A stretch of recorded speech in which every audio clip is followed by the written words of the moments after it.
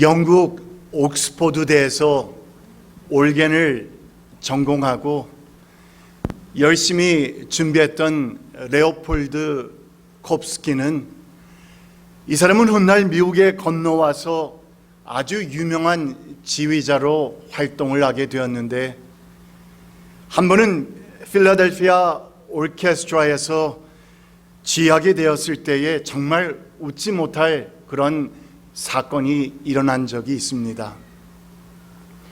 베토벤의 서곡을 연주하면서 관중들에게 더 큰 그 감동을 주기 위해서 가장 중요하고 클라이맥스가 나오는 그 부분에 트럼펫 솔로 연주를 아무도 모르는 가운데 관중석 뒤에 숨겨두었다가 바로 그때 살짝 나와서 솔로로 연주하도록 깜짝 쇼를 준비한 것입니다. 드디어 공연의 날 스토콥스키는 신나게 자신의 지휘봉을 휘두르면서 그 곡의 클라이맥스를 향해서 나아가고 있었을 때에 모든 관중들이 지켜보는 가운데 그 트럼펫 솔로 연주자가 숨어있는 그곳을 향해서 자신의 지휘봉을 가리켰습니다. 그런데 사건이 일어났다고 했으니 여러분, 소리가 들려왔을까요? 안 들려왔을까요? 그 멋지게 들려왔어야 할 트럼펫 소리가 나지가 않는 것입니다. 당황해서 그는 계속이고 몇 번 해서 그곳을 향해서 지휘봉을 가리켜 보았지만, 그러나 그 트럼펫 소리는 결국 들려오지 않았다는 것입니다. 이로 인해서 그날 공연은 완전히 망쳐버린 결과가 되어버렸는데, 그런데 여러분, 나중에 알고 보니까 오랫동안 그 공연장에서 아주 성실하게 충성스럽게 일해왔던 세큐리티 가드가 관중석 뒤에서 트럼펫 하나를 들고 몰래 숨어있는 어떤 한 사람을 발견하고는 분명히 이 공연을 망치기 위해서 숨어있는 사람이라 그렇게 간주해서 그 사람이 아무리 설명을 하려고 해도 듣지 않고 공연이 끝날 때까지 그 사람을 가두어 두었다는 것입니다. 참으로 어처구니 없고 기가 차기도 하고 또한 아이러니한 에피소드가 아닐 수 없습니다. 자신이 오랫동안 일해온 그 오케스트라를 위해서, 또한 평소에 무척이나 존경했던 그 지휘자를 위해서 자신은 정말 큰 일을 한다고 생각하면서 행한 세큐리티 가드의 그 열심과 충성과 선한 의도가 결국 어떠한 일을 낳았다? 오히려 그날의 공연을 망쳐버리는 파괴적인 결과를 낳게 되었으니, 그러니 이 얼마나 어처구니 없고 정말 불행하고도 아이러니한 일이겠느냐 말입니다. 여러분, 제가 이 같은 이야기를 여러분과 나누는 이유가 있습니다. 왜냐하면 오늘 우리가 본문 말씀을 읽다 보면은 바로 이와 똑같은 불행하고도 아이러니한 일이 예수님과 제자들 사이에서 일어났다는 것인데, 아니 좀 더 정확하게 말하자면 예수님과 제자들이 아니라 예수님과 한 제자, 누구입니까? 베드로입니다. 이 베드로 사이에서 일어난 일인데, 베드로는 어떤 제자였습니까? 베드로가 복음서에 등장할 때는 어떠한 이름으로 나왔느냐? 시몬입니다. 시몬이라는 이름으로 복음서에 등장했던 그가 예수님의 부르심을 받게 되면서 헬라어로는 페트로스, 영어로는 피터, 그리고 우리말로는 우리도 잘 아는 반석이라고 하는 의미를 지닌 베드로라는 이름으로 우리에게 알려진, 정말 잘 알려진 예수님의 제자입니다. 그는 지난 3년 동안 누구보다도 가장 가까이서 예수님을 따라다녔을 뿐만 아니라 많은 사람들 가운데서 한 사람을 골라보라고 한다면 예수님을 가장 잘 알고 예수님의 그 마음을 가장 잘 알고 있으리라 여겨졌던 수제자였는데, 그런데 여러분, 오늘 말씀에서 그는 자신은 예수님을 가장 위하는 일이라 생각하면서 행했던 그 일이, 그 말과 행동이 오히려 예수님으로부터 아주 호된 꾸지람을 들으면서 너는 하나님의 일이 아니라 사람의 일만 생각한다. You're not thinking about the works of God, but only the works of men. 예수님으로부터 이 같은 꾸지람을 들었다는 것, 아니 이 같은 말을 들었다는 것이 얼마나 아이러니하냔 말입니다. 다른 사람도 아니라 우리가 생각했던 수제자 베드로가 말입니다. 그렇다면 하나님의 일이란 과연 무엇이고 사람의 일이란 무엇일까? 아마도 오랫동안 신앙생활을 해온 여러분들에게도 여러분, 하나님의 일과 사람의 일은 무엇입니까? 그들을 어떻게 구분하시겠습니까? 라고 물어본다면 아마도 선뜻 대답하기가 그리 쉽지 않으리라 생각됩니다. 바로 그런 의미에서 볼 때에 오늘 말씀은 우리 모두에게 중요하게 다가옵니다. 누구보다도 예수님을 잘 알고 있을 것 같았던 수제자 베드로가 자신은 가장 하나님의 일이라 생각하며 행한 그 말과 행동이 예수님으로부터 오히려 그 일은 가장 인간적인 일이며 또한 너는 그 일을 통해서 나를 넘어지게 만드는 것이라고 하는 호된 꾸중을 받게 된 이 사건을 통해서 우리는 주님께서 말씀하시는 이 하나님의 일과 사람의 일에 대해 다시 한번 우리의 생각 또한 우리의 삶을 점검해 보는 가운데서 이 둘을 구분하고 분별할 수 있는 spiritual wisdom, 영적인 지혜와 영적인 분별력을 얻을 수 있는 그런 복된 시간이 되기를 간절히 원하는 것입니다. 그런 가운데서 오늘 말씀 바로 앞을 봅니다. 그 앞을 보니까 베드로는 놀라운 영적 경험을 하게 됩니다. 가이사랴 지방에서 예수님은 제자들에게 물으셨지요. 뭐라고 물으셨습니까? 사람들이 나를 누구라 하느냐? Who do people say I am? 이렇게 물으셨는데 이에 제자들은 대답하기를 요한이라고 말하는 사람들도 있고요, 또는 예레미야나 예언자들 가운데 한 분이라고 말하는 사람들도 있습니다 하고 대답을 했는데, 그러자 그때 갑자기 예수님께서는 제자들을 향하시면서 다시 물으십니다. 15절 말씀, But what about you? What about you? Who do you say I am? 그러면 너희는 나를 누구라고 하느냐? 너는 나를 누구라고 하느냐?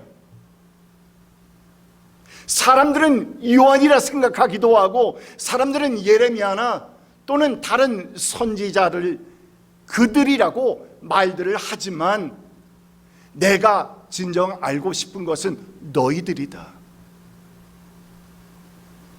Who do you say I am?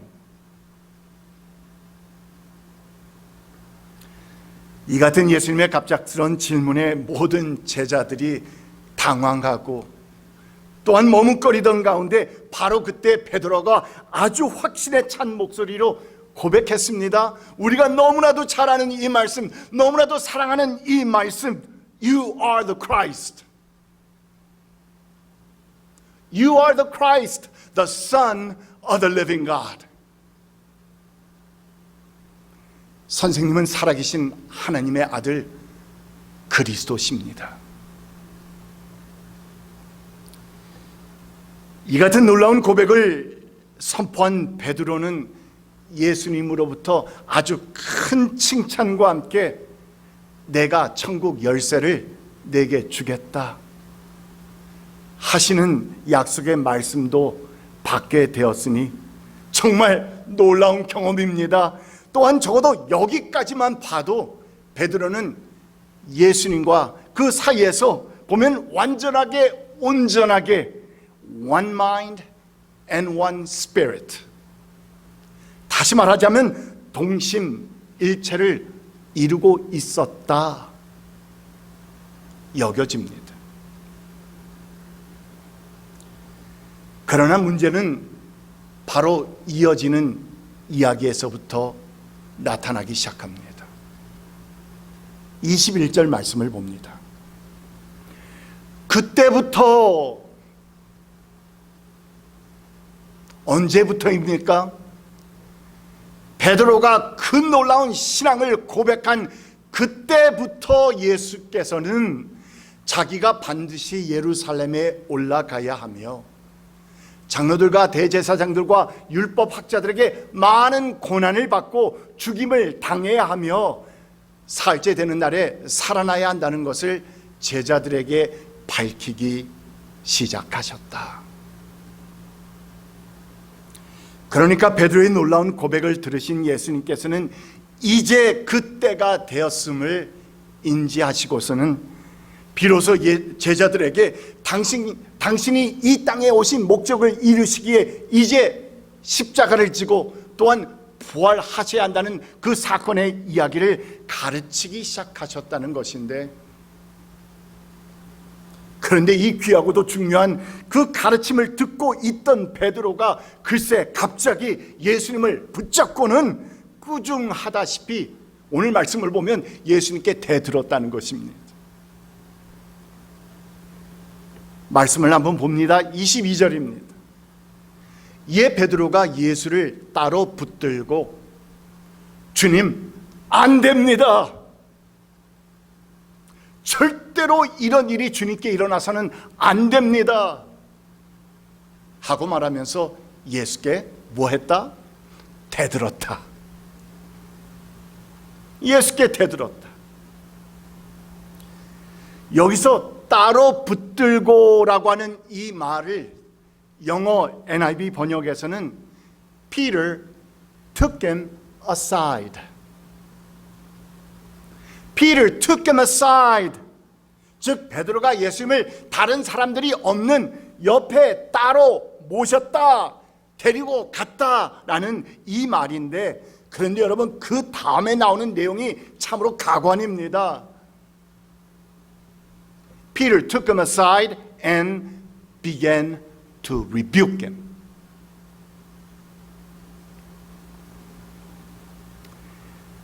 그러니까 새 번역에서는 조금 부드러운 표현으로 대들었다, 그게 부드러운 겁니다 여러분. 대들었다라고 번역한 이 말을 영어 NIV에서는 베드로가 예수님을 꾸짖기 시작했다, rebuke라는 말이 그런 말입니다. 어른이 아이들을 꾸짖을 때 rebuke했다라고 말합니다. 이렇게 번역을 한 것인데, 어쨌든 베드로는 예수님이 십자가에서 죽음을 당하시는 그러한 불상사는 결코 절대로 있을 수 없다고 하면서 예수님을 강하게 저지하려 했다는 것입니다. 지난 3년 동안 예수님을 만나서 베드로는 정말 꿈 같은 삶을 살아왔습니다. 그냥 어부의 삶을 살면서 다른 특별한 그러한 목적도 없이 어쩌면 몸이 건조한 그런 삶을 살았던 베드로였는데, 지난 3년 동안 예수님을 만나면서 정말 놀라운 삶을 살아왔고, 그래서 이제는 예수님이 계시지 않는 삶이라는 것은 생각도 할 수 없는 바로 이때에, 글쎄 예수님께서 이제 내가 고난을 받고 죽어야 한다는 이 말씀은 베드로에게나 모든 제자들에게 있어서 청천벽력과도 같은 말씀이 아닐 수 없었기에, 그래서 예수님께서 분명 그 후에 3일 만에 다시 살아나신다라고 하는 그런 말씀이 있었음에도 불구하고 그 말은 들리는 등 많은 등 오직 그가 죽으신다는 말씀에만 그냥 필이 꽂혀서 다른 말은 하나도 들리지 않고 베드로는 결사적으로 예수님이 죽으신다는 그 말씀을 막고 결코 그 길을 가셔서는 안 된다고 예수님을 말리고 있는 것입니다. 이 같은 베드로의 생각과 행동이 잘한 것이든 잘못된 것이든지 간에 여러분 그 여부를 떠나서 베드로가 이처럼 스승에 대한 자신의 간절한 사랑과 어떤 정을 보인 것 아닙니까? 그렇다면 여러분과 제가 잘 아는 우리 주님, 사랑이 엄청나게 풍성하신 우리 주님께서는 이때쯤 되시면 그가 잘했던 못했던 한 번쯤 베드로를 쓰다듬어 주시면서 따뜻하고 부드러운 말씀으로 대해 주실 만도 할 것 같은데,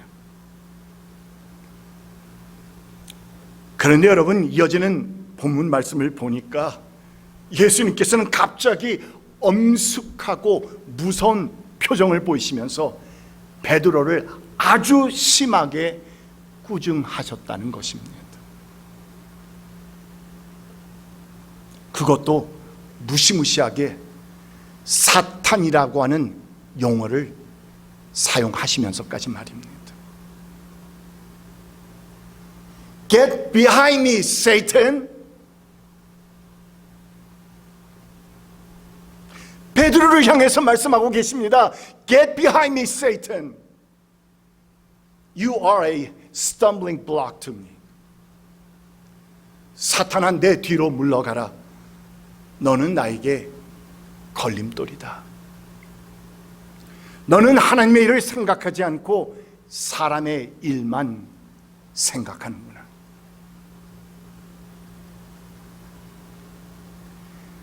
그러니까 주님에 대한 베드로의 그 사랑의 표현과 의도는 비록 순수하고 아름다운 것이었는지는 몰라도, 그러나 베드로는 지금 하나님의 일과 사람의 일에 대해서는 전혀 구분하지 못하고 있었다는 말입니다.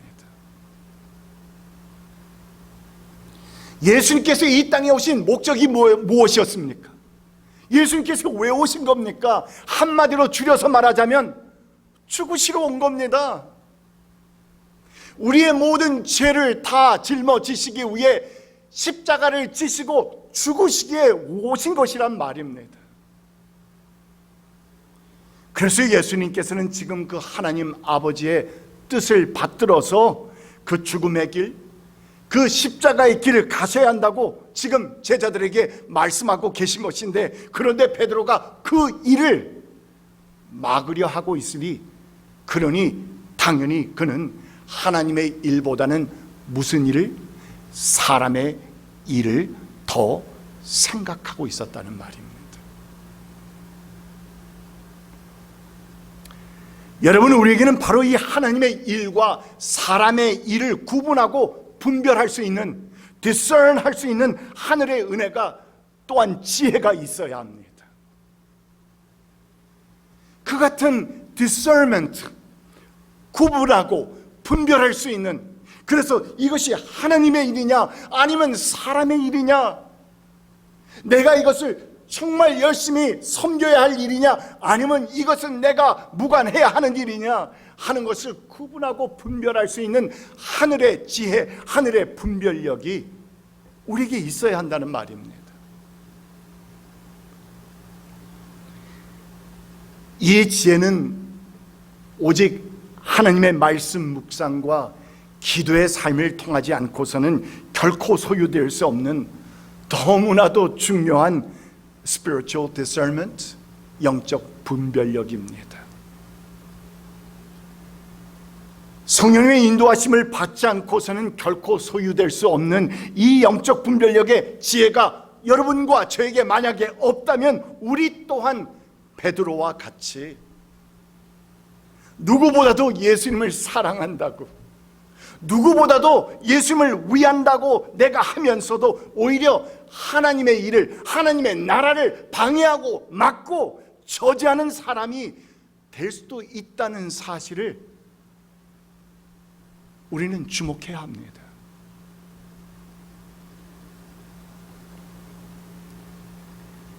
이 하나님의 일과 사람의 일에 대한 베드로의 경험과 또한 가르침은, 훈련은 여기서 그치지 않습니다.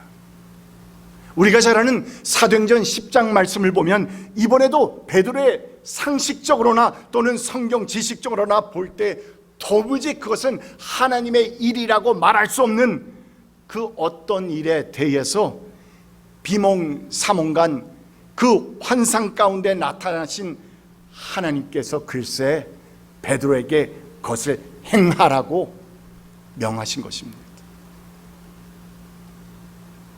여러분, 그 일이 무엇이었습니까? 다름 아니라 하늘로부터 큰 보자기가 내려와서 그 안을 보니 유대인들이 부정하다 여겼던, 왜 유대인들이 부정하다 여겼죠? 왜냐하면 그것이 하나님의 주신 말씀에서 그렇게 하셨으니까. 그것은 부정한 것이다 라고 말씀하신 그런 각종 짐승들이 그 보자기 안에 있었고, 그런데 하나님께서는 그것을 잡아 먹으라 지시하신 것인데, 이에 베드로는 3번씩이나 No way!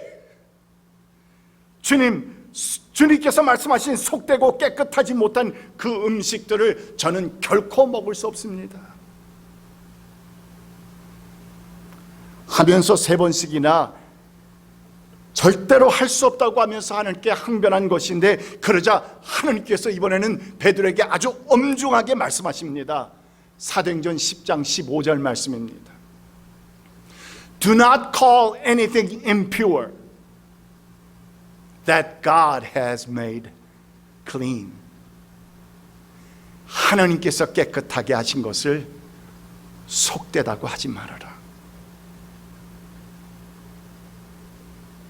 아주 역설적인 표현입니다. 이 베드로의 환상 이야기는 아직도 그리스도의 복음은 유대인들만을 위한 복음이라고 착각하고 있었던 베드로를 깨우쳐 주시기 위해 주신 하나님의 계시였던 것인데, 그러나 한 걸음 더 나아가서는 이야기는 혹 나의 지식과 나의 경험이라고 하는 그 박스에 갇혀서 나 또한 베드로처럼 하나님에 대해서 또는 그분의 말씀에 대해서 아직도 잘못 알고 착각하면서 살아가고 있을 수 있는 우리들에게도 우리 스스로를 돌아보라고 하는 경종의 말씀인 것입니다. 이처럼 하나님의 일이란 때에 따라선, 아니 너무나도 많은 경우에 우리의 지식과 상식과 경험들을 transcend, 초월하는 것이기 때문에 나의 오랜 신앙생활 가운데서 이것은 당연히 하나님의 뜻이고 하나님의 성경적인 것이라고, 또한 그러므로 이것은 분명 하나님의 일이라고 생각했던 그것들조차도 과연 그것들이 정말 내가 하나님의 말씀을 올바로 이해한 것인지, 아니면 전통적으로 내려오는 종교적인 관습, 교회의 관습을 그냥 받아들인 것은 아닌지 우리가 돌아보지 않는다면 우리 또한 하나님의 일을 한다고 하면서 오히려 그 하나님의 일을, 하나님의 나라를 방해하고 막고 망쳐버리는 사람들이 될 수 있다는 것입니다.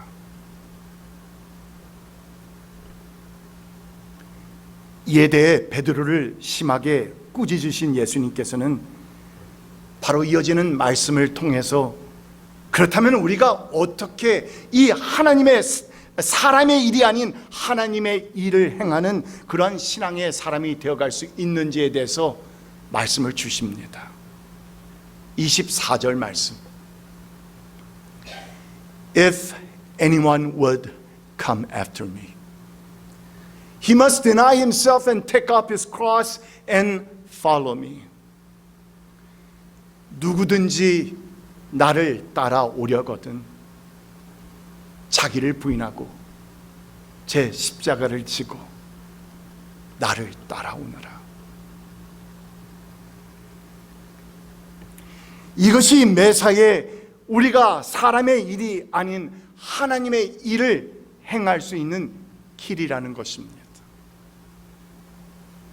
잘 먹고 잘 입고 잘 살려고 하는 이 세상에서의 웰빙을 우리가 먼저 생각하면서 살다 보면 예수님을 가장 잘 안다고 생각했던 그 베드로조차도 사람의 일을 먼저 생각하고 행하고 있는 모습을 발견하게 되는 것이기에, 그러므로 그 같은 유혹과 시험을 극복하고 이겨내는 길은 바로 자신을 부인하고 자신의 십자가를 지면서 예수님을 따르는 길이라고, 그것이 바로 우리에게 정말 하나님의 일을 행할 수 있는 사람이 되어갈 수 있는 길이라고 우리에게 가르침을 주신 것입니다. 이렇게 자신을 부인하고 자신의 십자가를 지고 예수님을 따르는 사람, 이러한 사람은 매사에 주님의 일을 하다가 쉬 포기하거나 쉬 좌절하거나 쉬 삐지지 않습니다. 다시 한번 말씀드립니다. 여러분, 자신을 부인하고 자신의 십자가를 지고 예수님만을 따르겠다고 생각하며 사는 사람들은 매사에 어떤 일이 일어나든지 주님의 일을 하다가 쉬 포기하고 쉬 좌절하고 또는 쉬 삐지는 일, 이런 일을 하지 않는다는 말입니다. 내가 맡은 일이 너무 힘들다고, 아무도 나를 도와주는 사람이 없다고 그냥 쉬 포기하지 않고, 또 누가 나를 무시하는 것 같다고, 누가 나를 자꾸 왕따시키는 것 같다고 하면서 쉬 삐지지도 않고요, 여러분. 왜냐하면 이미 나는 내 자신을 부인하고 십자가를 지고 예수님만을 따르겠다고 이미 신앙 결단을 한 사람이기 때문입니다.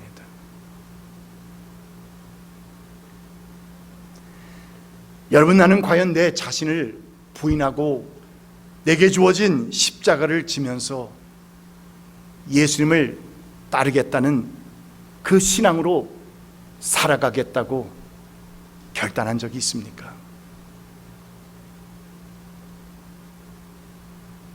그 신앙의 결단을 재검토해 본 것은 언제였습니까?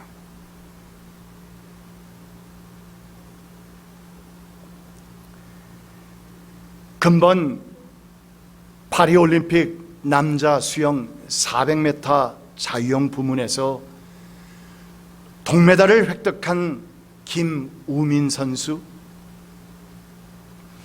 이 김우민 선수가 며칠 전에 색깔이 변해버린 자신의 메달에 대해 토로하는 기사를 보았습니다. 한 기자와의 인터뷰에서 자신은 전용 케이스, 자신이 받은 전용 케이스 안에만 넣어두고 사람들에게 그냥 보이려고 전시만 해놓았는데 이틀 전인가 살펴보니 그것이 부식이 되어 있더라고. 이렇게 말하면서 내 생애 첫 올림픽 메달이고 너무나도 중요한 것인데 이렇게 되니 마음이 아프다고 파리 올림픽 주최에서 바꿔줬으면 좋겠다고 이런 말을 남기면서 자신의 심정을 토로한 것인데, 여러분, 저는 이 메달 이야기를 듣는 순간에 이 기사를 보면서 오늘 말씀을 준비하던 저에게 훗날 우리가 주님으로부터 받게 될 면류관과 상급을 생각해 보았습니다. 오늘 본문 27절 말씀입니다. 인자가 자기 아버지의 영광에 쌓여 자기 천사들을 거느리고 올 터인데 그때에 그는 각 사람에게 그 행실대로 갚아줄 것이다.